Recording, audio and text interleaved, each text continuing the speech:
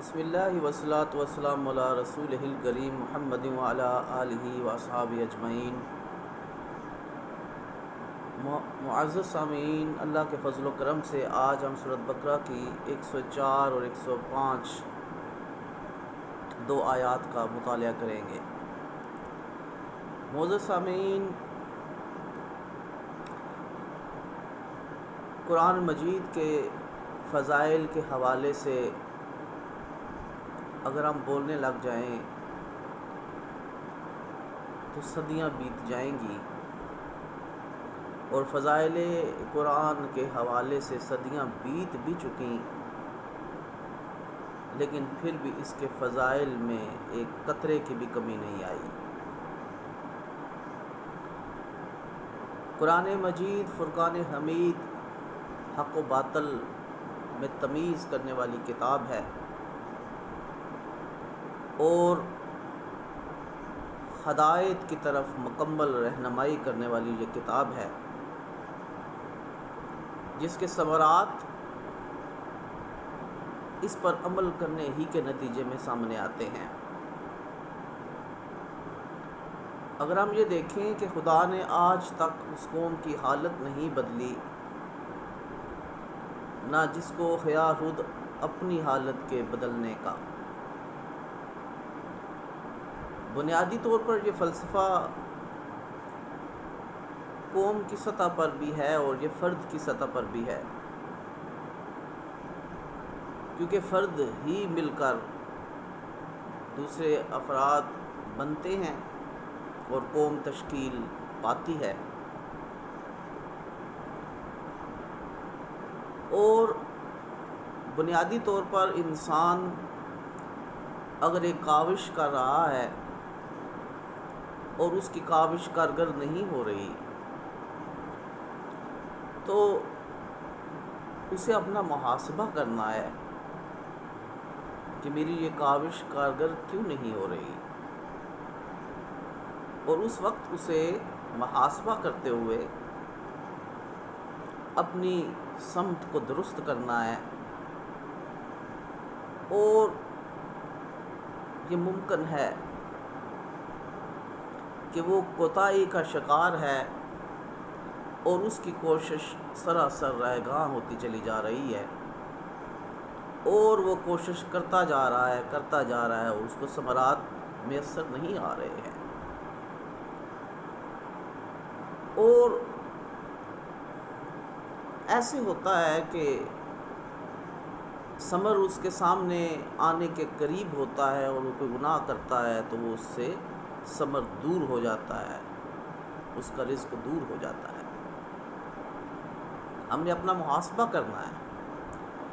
کہ کون سا وہ گناہ ہے جو ہم سے سرزد ہوتا ہے، جس سے آیا وہ رزق ہم سے دور ہو جاتا ہے، یا کون سا گناہ ہم سے سرزد ہوتا ہے کہ آئی ہوئی کامیابی ناکامی میں بدل جاتی ہے۔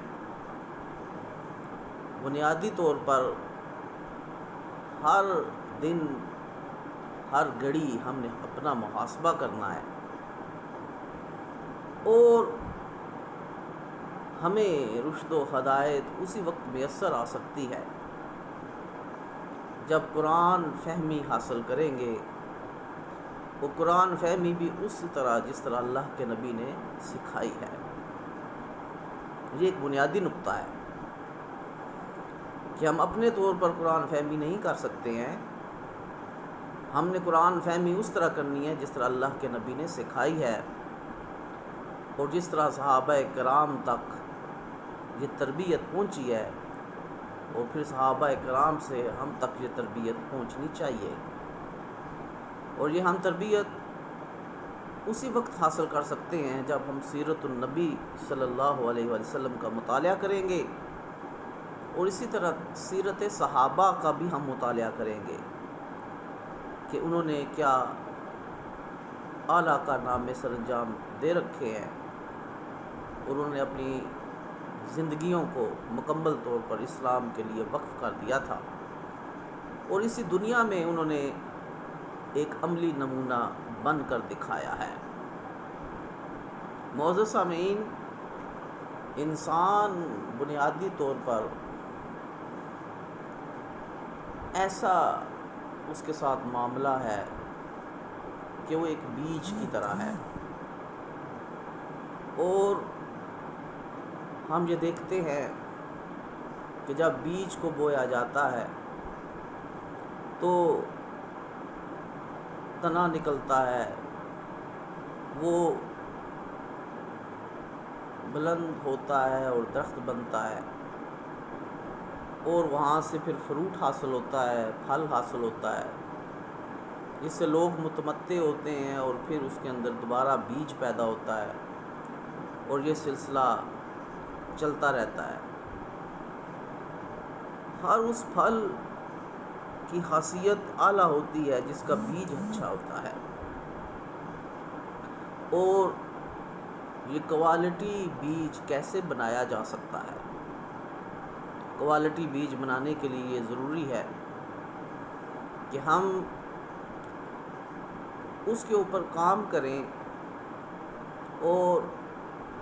اس کی خاصیت کو درست کرنے کے لیے، گویا اس کی سیرت کو درست کرنے کے لیے اس پر کام کیا جائے کہ اس سے حاصل ہونے والا فروٹ خراب نہ ہو جائے، کھٹا نہ ہو جائے، نقصان دہ نہ ہو جائے۔